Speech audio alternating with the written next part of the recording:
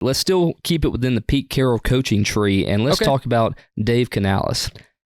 Who? Dave Canales. Never heard of him. One of my favorite guys within this head coaching carousel here.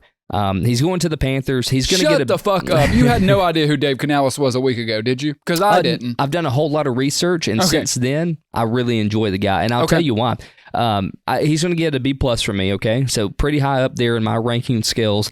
B+ is where he's going. He's an offensive guy, right? So he's obviously was the Bucs offensive coordinator. This past year, yeah. What he's done in the quarterback position with Baker is not just Baker. He revitalized Geno. He's worked with Manning. You know, he's done several quarterback things that have just been very impressive. He's got a good track record. Okay. Nobody was able to do it with Mayfield. Nobody. It's until true. Canales came in. He did. That one Tuesday with Sean McVay turned out really well, but then he got shipped back off. But that was cool. Right. Yeah. But so let's talk about kind of the pieces around him. The defensive staff isn't changing, so he's going to be able to keep. He's going to be able to keep a great defense because Tampa Bay the Panthers have pieces. Have pieces all around them, but I think that's good for stability for him. Here's the problem, though, Ryan. I'm sorry.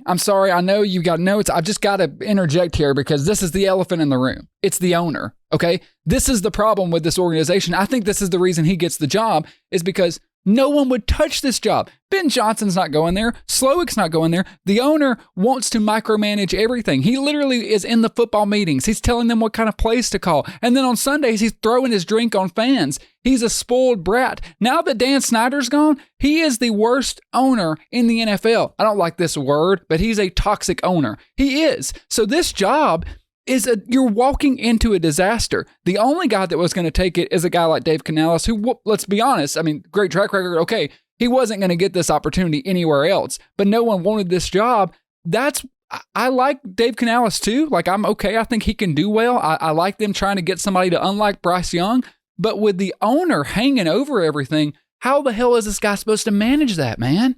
Well, so they got a new GM with Dan Morgan, and he's supposed to be really, really good. I'm sure he is. He's on fire for the Panthers. He played at the Panthers, I believe. So did Frank Reich. And I just think that this is a really good landing spot for Canales because he really has nothing to lose. You know, if it doesn't work out, he can go be an offensive coordinator somewhere else or a quarterback coach. He's obviously pretty good at that. Right. But I just think getting in there with Bryce Young and having a guy that has worked so well with other quarterbacks and have really transformed other quarterbacks into something, you know, we didn't think they would ever be. Maybe he can do the same thing with Bryce. So Bryce is in that perfect position to be transformed by Dave Canales.